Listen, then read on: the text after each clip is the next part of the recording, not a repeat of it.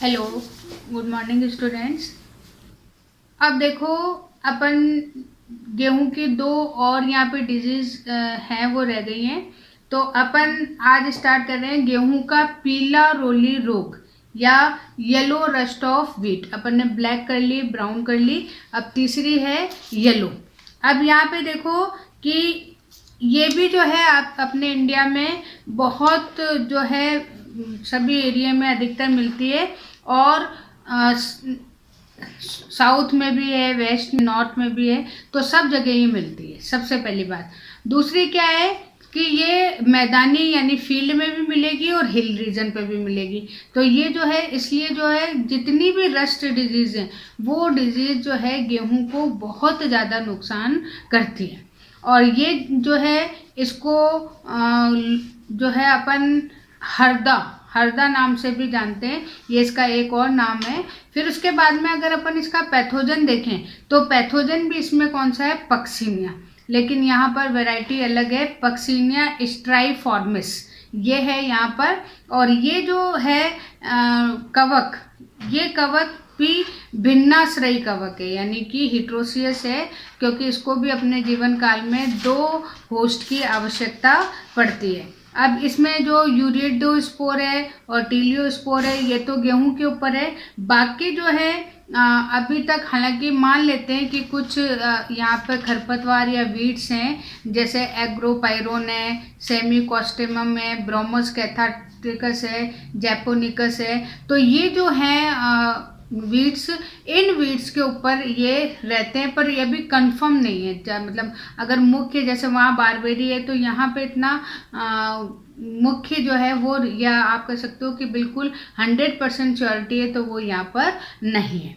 फिर उसके बाद में अपन इसके थोड़े से स्पोर्स देखते हैं तो यूरिडोस्पोर्स हैं। और ये यूरिडोस्पोर्स बिल्कुल उसी तरीके से गोल हैं, एक कोशिकीय हैं, द्विकेंद्रकीय हैं। एक कोशिका है यानी यूनिसेलुलर है, लेकिन न्यूक्लियस उसके अंदर कितने हैं, 2 हैं।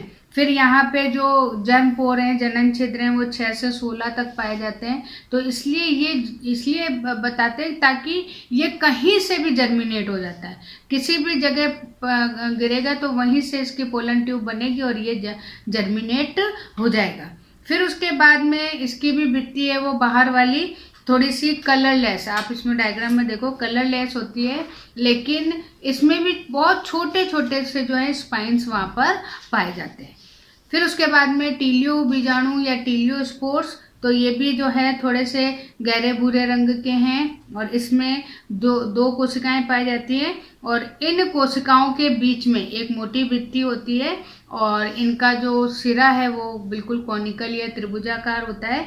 और ये भी जो है जब मैच्योर हो जाते हैं तो अंकुरित होकर 4 कोशिकीय जो है प्रोबेसिडियम का निर्माण यहाँ पर करते हैं, जिससे कि बेसिडियो बीजाणु बनता है। इसीलिए मैंने आपको स्टार्टिंग में बता दिया था कि ये 5 बीजाणु हैं, ये लगातार आएंगे और बाकी जो 2 बीजाणु हैं वो जो भी इसका ऑल्टरनेट परपोसी होगा उस पर ये डेवलप यहाँ पर होंगे।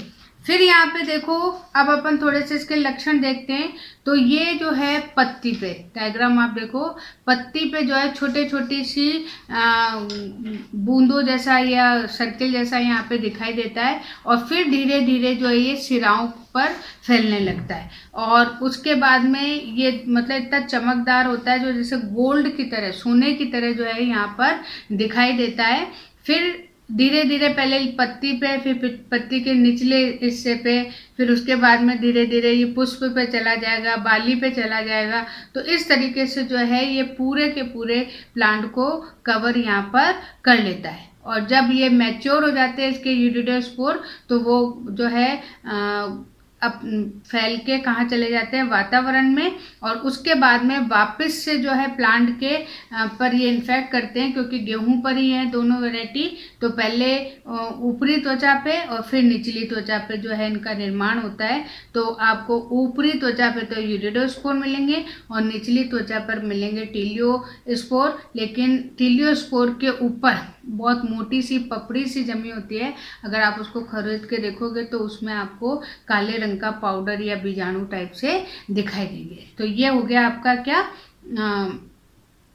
इसका लक्षण।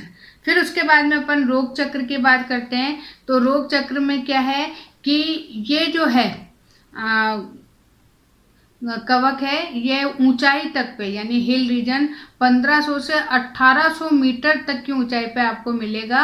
और ये यूरिडोस्पोर के रूप में जो है वहाँ पे जो प्लांट्स हैं गेहूं के, उन पे ये संक्रमण या इन्फेक्शन प्रारंभ करता है। और उस समय जो है जब ये टीलियोस्पोर बन जाएंगे, टीलियोस्पोर बनने के बाद में जो बेसिडियम है, वो बेसिडियोस्पोर जो है वहाँ पर जो उपस्थित खरपतवार है या वीड्स है, एग्रोपायरन वगैरह जो नाम दिए हुए हैं, इन पे ये अपने लाइफ को या इसकी उत्तरजीविता या उसका अपना सर्वाइवल को यहाँ पर कंप्लीट करेगा। उस फिर लास्ट में इसमें प्रबंधन या मैनेजमेंट। तो यहाँ पर सबसे पहले कल्चरल है, तो कल्चरल में है कि इन्फेक्टेड प्लांट्स उनको डिस्ट्रॉय कर दो। और सबसे अच्छा है कि अगर खरपतवार या वीड्स को हम कंट्रोल में कर लें तो ये डिजीज़ अपने आप समाप्त हो जाएगी। वैसे जैसे मैंने आपको एग्जांपल बताया था कि मलेरिया है, तो अगर हम मच्छर ख़त्म कर देते हैं तो मलेरिया ख़त्म हो जाएगा। तो उसी तरीके से यहाँ अगर हम वीड्स को कंट्रोल कर लें तो हमारे गेहूँ की रस्ट वाली प्रॉब्लम यहाँ पर ख़त्म हो जाएगी। फिर यहाँ पे जैविक प्रबंधन है, तो उसमें प्रतिरोधी किस्में बहुत सारी दे रखी हैं। BL 824 है, 829 है, 864 है। तो ये जो है इस तरह की प्रतिरोधी किस्मों को उगाकर भी हम इस रस्ट को ख़त्म कर सकते हैं। उसके बाद में केमिकल मैनेजमेंट है, तो यहाँ पर जो है सिस्टेमिक फंगीसाइड्स को यूज़ किया हुआ है, ऑक्सीकार्बोक्सिन, क्योंकि अब ये पूरे प्लांट पे फैल चुका है, इसलिए हम ऐसा स्प्रे यूज़ करेंगे जो कि प्लांट के सब भाग से इस रस्ट को ख़त्म कर सके। उसके बाद में फिर सेकंड है गेहूं का अनावृत या छिद्राखंड, जिसे अपन बोलते हैं लूज स्मट ऑफ व्हीट। अभी तक तो अपनी तीनों थी किसकी, पक्सिनिया की।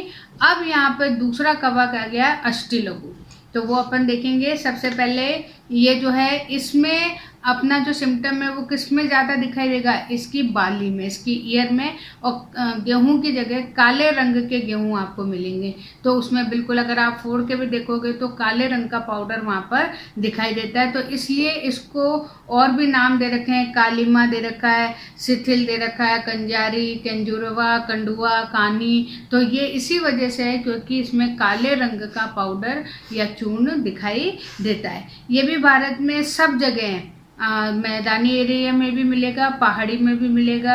अपने उत्तर प्रदेश है, उत्तरांचल है, हरियाणा, दिल्ली और गंगा के जो फील्ड्स हैं उन सब, गंगा प्लेन्स वगैरह सब में ये मिलेगा। फिर उसके बाद में अगर अपन रोगजनक की बात करते हैं तो इसका जो रोगजनक है वो है अष्टलघु सेजेटम, और इसकी जो वैरायटी है वो है कौन सी है, ट्रिटिसाइड, जो गेहूं पे, क्योंकि ट्रिटिसाइड किसकी है, गेहूं की वैरायटी है। तो उस इसलिए इसको स्पेशल है, इसलिए इसका नाम ले रखा है अष्टलघु सेजेटम तो है ही, लेकिन वैरायटी कौन सी है, ट्रिटिसाइड। फिर अगर आप यहाँ देखते हो तो इसके जो सीड्स, इसके जो बीजाणु हैं, वो बीजाणु भी आपको बिल्कुल उसी तरीके से जो है पीले रंग के दिखाई देते हैं, बहुत छोटे छोटे से।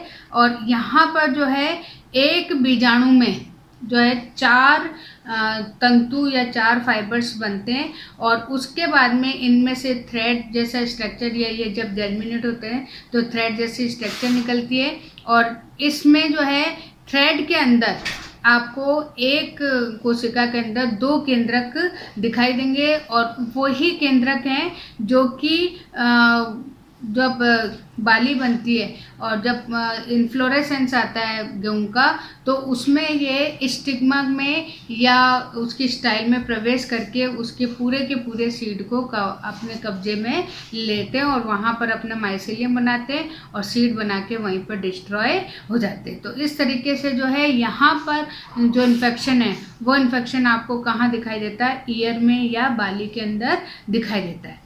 अब यहाँ पे अपन इसके लक्षण देख रहे हैं, तो सबसे पहले पूरा प्लांट आपको इतना इन्फेक्टेड नहीं मिलेगा।